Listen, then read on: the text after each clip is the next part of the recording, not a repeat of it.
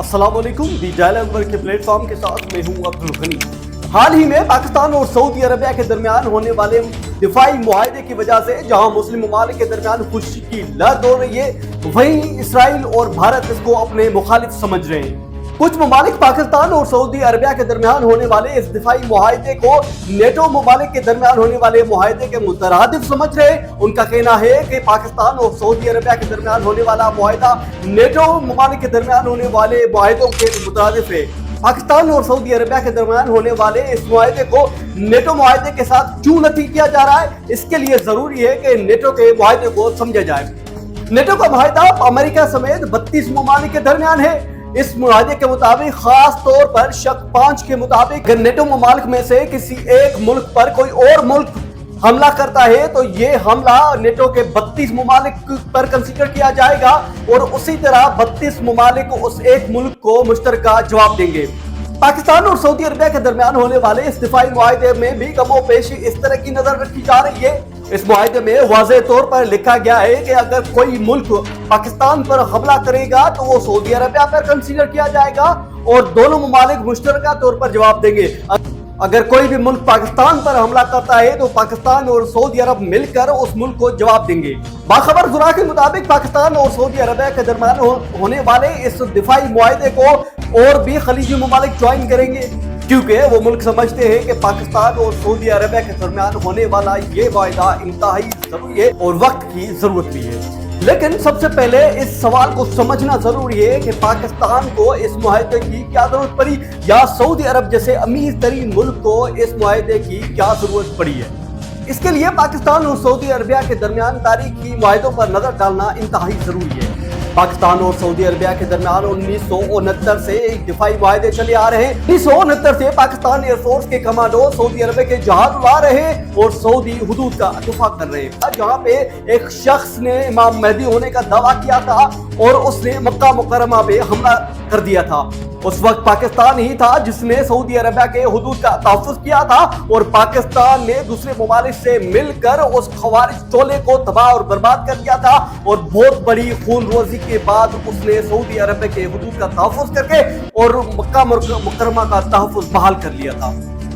उस वक्त से सऊदी अरबिया को ये बात समझ आ चुकी थी कि पाकिस्तान इंतहाई जरूरी मुल्क है और तब से लेकर आज तक पाकिस्तान और सऊदी अरबिया के दरमियान दिफाई ताउन जारी और सारी है।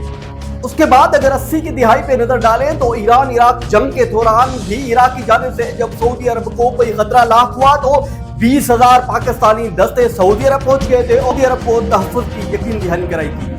सिर्फ यही नहीं, पाकिस्तान मिलिट्री अकेडमी काबुल और रिसालपुर PIF में सऊदी अरब के जवानों को भी ट्रेनिंग दी जा रही है और आज तक जारी है। लेकिन इसके बावजूद भी सऊदी अरब को क्या जरूरत पेश आई कि वो पाकिस्तान के साथ दिफाई मुआहदा करे। इंटरनेशनल मीडिया और स्कॉलर्स के मुताबिक 9 सितंबर 2025 को जब इसराइल ने कतर पर हमला किया तो उस वक्त पूरी दुनिया को हैरानगी हुई कि कतर जैसे अमीर तरीन मुल्क और जिसमें अमरीकी अड्डे भी मौजूद हो तो वहां पे इसराइल कैसे हमला कर सकता है।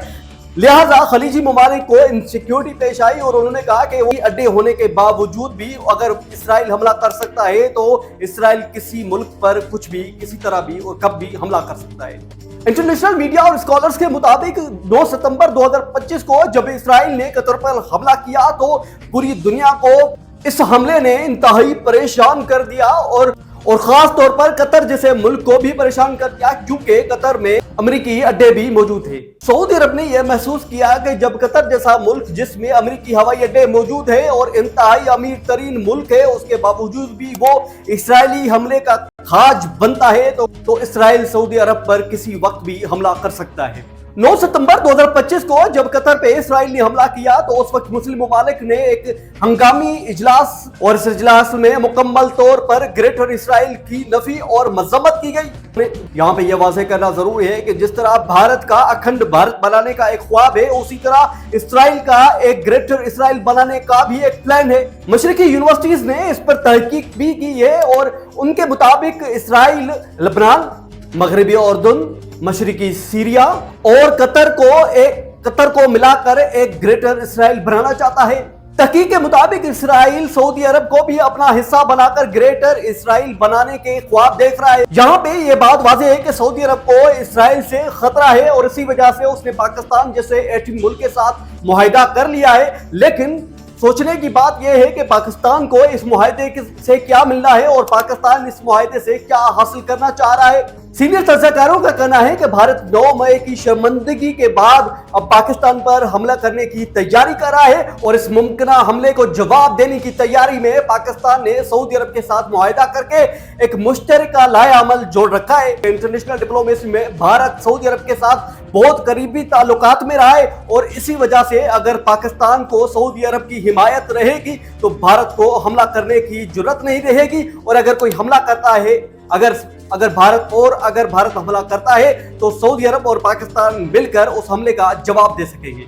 इस दिफाई ताउन का एक पहलू यह भी है कि पाकिस्तान हमेशा इसराइल की नजरों में रहा है और 1963 और 67 की अरब इसराइल जंग के दौरान क्योंकि पाकिस्तान ने अरब ममालिक का साथ दिया था, उनको एयरफोर्स प्रोटेक्शन दी थी, इसी वजह से इसराइल को पाकिस्तान पर हमेशा गुस्सा रहा है और इसराइल ने 1980 की दिहाई में पाकिस्तान के एटमी बात पर हमला करने की भी कोशिश की थी लेकिन वो नाकाम रही। इसी तरह पाकिस्तान और सऊदी अरब का ये ताउन इसराइल की आंख में कांटे की तरह छुपक रहा है और जब भी इसराइल अगर पाकिस्तान पर हमले की कोशिश करेगा तो पाकिस्तान के साथ सऊदी अरबिया छाना बचाना खड़ा होगा और पाकिस्तान को एक बहुत मौसर ताकत मिलती रहेगी। दूसरी जानिब सऊदी हुक्काम को इसराइल का हमले का डर है और पाकिस्तान को भारत की जानिब से भी एक मुमकिन हमले की इत्तलात मिल रही है। इसी तरह पाकिस्तान और सऊदी अरब का ये दिफाई ताउन इंतहाई जरूरी और वक्त की जरूरत थी ताकि भारत या इसराइल के मुमकिन हमले को